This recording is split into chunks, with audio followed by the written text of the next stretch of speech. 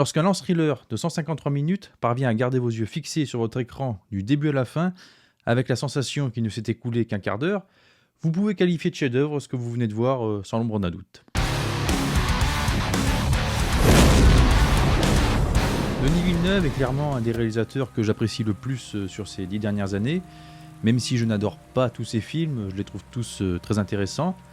Son nom s'est surtout fait connaître grâce au film Blade Runner 2049, que je trouve meilleur que le film de Ridley Scott, qui a franchement mal vieilli. Oui, flagellez-moi pour ça si vous voulez, je l'assume totalement.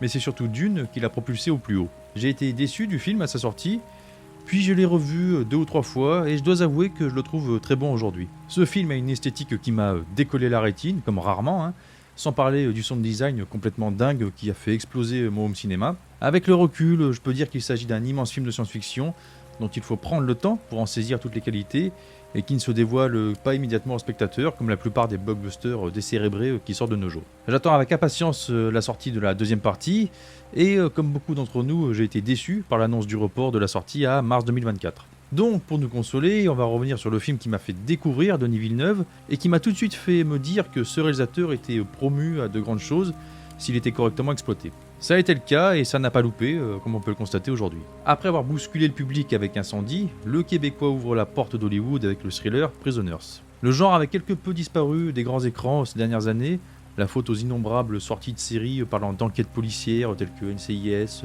Dexter, Les Experts, Bones, etc.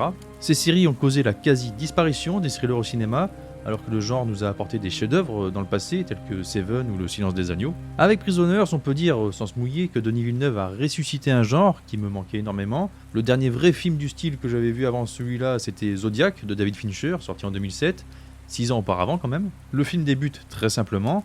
Lorsque la famille Dover retrouve les Burch pour fêter Thanksgiving, ils ne se doutent pas que commence pour eux une terrible semaine, inaugurée par le kidnapping des fillettes des deux couples. La présence d'un camping-car sur les lieux de la disparition dirige rapidement les recherches de l'inspecteur Loki vers Alex Jones, un jeune homme attardé que tout accuse a priori. Mais l'épreuve manquant, Alex est relâché, au grand désespoir de Dover. Convaincu de sa culpabilité, le père en souffrance va alors user de tous les moyens, que ce soit l'enlèvement, la séquestration et la torture, pour tenter de découvrir où sont les enfants, quitte à sombrer dans une sorte de vendetta personnelle dénuée de tout fondement. Il nous faut à peine 15 minutes pour nous retrouver happés et paralysés devant notre écran par toute la tension et l'anxiété qui sont dégagées par les premières images. Roger Deakins, le directeur de la photographie, ainsi que Paul Dekely, le directeur artistique, ont fait un travail remarquable. L'ambiance froide et pesante de cette banlieue pluvieuse de Boston se fait ressentir dès les premiers plans. Le repas de Thanksgiving, avec ses deux familles, restitue de façon très réaliste ces repas des dimanches midi en hiver. Vous savez, ces repas où l'on sait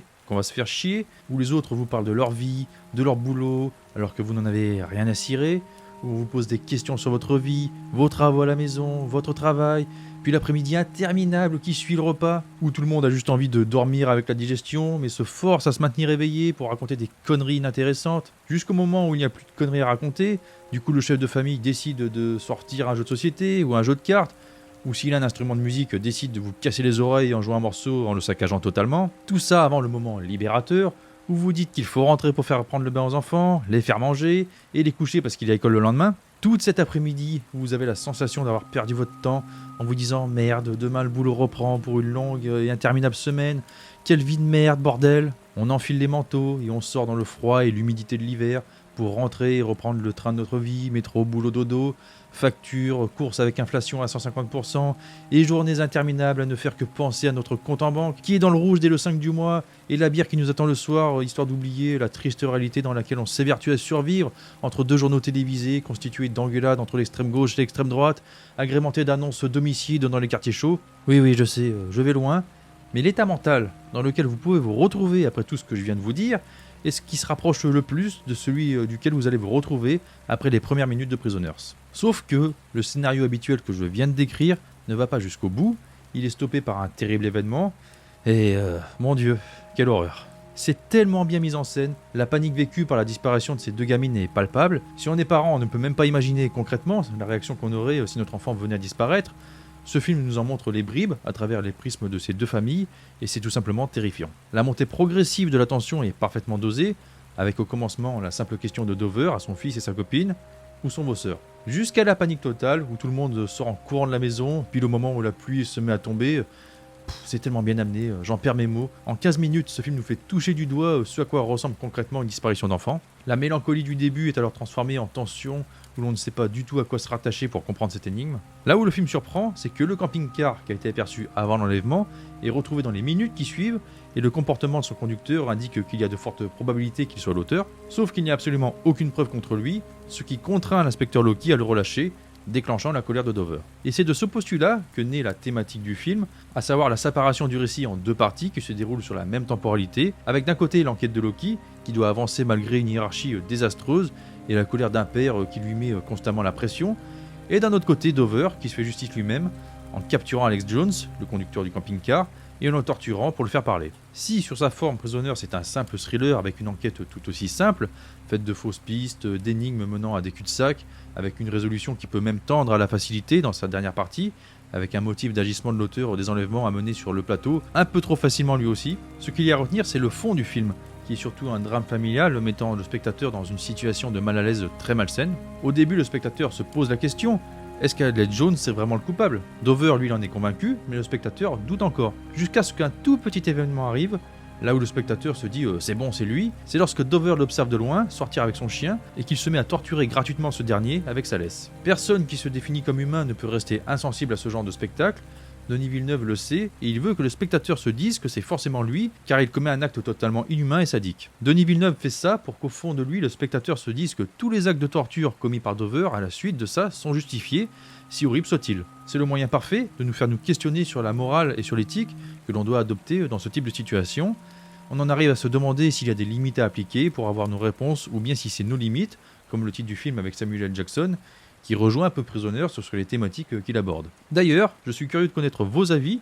Dites-moi en commentaire si vous feriez la même chose que Dover dans sa situation. Est-ce justifié ou va-t-il trop loin? Étant père moi-même, je pense que je serais tout à fait capable de faire ce qu'il fait pour retrouver mon enfant. J'irais même jusqu'à dire que je le trouve assez gentil. Moi, je découperais morceau par morceau. La perte de la chair de votre chair fait disparaître toute humanité. Vous n'êtes plus rattaché à rien. Vous n'avez plus de raison de vivre, et de ce fait, vous vous faites complètement des conséquences de vos actes. Je ne peux m'empêcher, en voyant ce film, de penser à la disparition du petit Émile. Cette affaire est la preuve que des familles vivent réellement ce que vivent les personnages dans Prisoners. Ce film est ancré dans le réel, et c'est ce qui le rend si terrifiant. Une scène m'a marqué en particulier, c'est lorsque Loki se rend chez la mère d'un enfant disparu des années plus tôt. Elle regarde des vidéos en boucle de son enfant, comme pour se persuader qu'il a bien existé. Comme elle le dit, ce genre de disparition est si soudaine. Un jour il est là et le lendemain il a disparu de la surface de la Terre. Comment ne pas disjoncter et finir par se demander si on n'a pas imaginé ou rêvé toute notre vie avec notre enfant avant cela? C'est pour ça que c'est la pire des choses qui puisse arriver à un être humain, bien pire que la mort d'un enfant, car un enfant décédé, on sait où il est a moins de chances de sombrer dans la folie. Je n'ai pas parlé du casting, mais tout le monde joue remarquablement bien. J'irais même jusqu'à dire qu'il s'agit du meilleur rôle pour Hugh Jackman.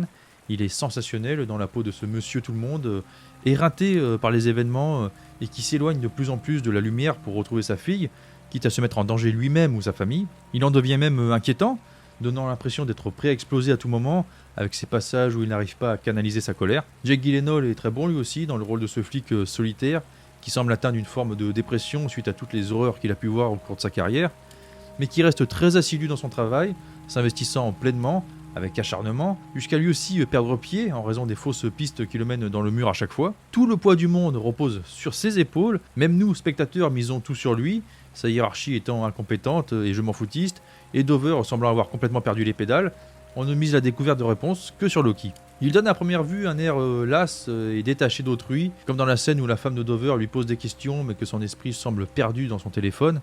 Mais pourtant, son tic nerveux qu'il a en clignant des yeux montre une complexité émotionnelle intérieure, ainsi qu'une sensibilité qu'il finit par ne plus pouvoir retenir en raison de toute la pression qu'il subit et qui explose dans la scène de l'interrogatoire. J'ai rarement vu un personnage aussi bien écrit dans un film, et Jake Gyllenhaal l'a parfaitement compris et assimilé, c'est aussi l'un de ses meilleurs rôles. On est à l'affût de la moindre de ses découvertes, on se dit je suis sûr qu'il va trouver, il faut qu'il trouve quelque chose, mais bordel, trouve quelque chose! Je ne me suis jamais senti autant impliqué dans une enquête au cinéma. Il est l'élément qui fait que le film n'est pas totalement insupportable, la soupape qui nous libère de la pression que nous inflige Dover dans sa détresse et sa colère permanente. On peut considérer les personnages comme les deux facettes opposées d'une même tragédie, tous deux sont prisonniers d'un même labyrinthe, élément énormément représenté dans le film, et chacun emprunte un chemin différent qui les mènera tous les deux aux mêmes pertes de repères. Le reste du casting est très bon également, avec Terrence Howard dans le rôle de Franklin. Il est la voix de la sagesse qui tente de canaliser la rage vengeresse de Dover, Sagesse qui finit elle aussi en perte de repère, ne sachant plus de quel côté se situe le bien et le mal. Là aussi, le spectateur se met à sa place et se demande ce qu'il ferait dans sa situation.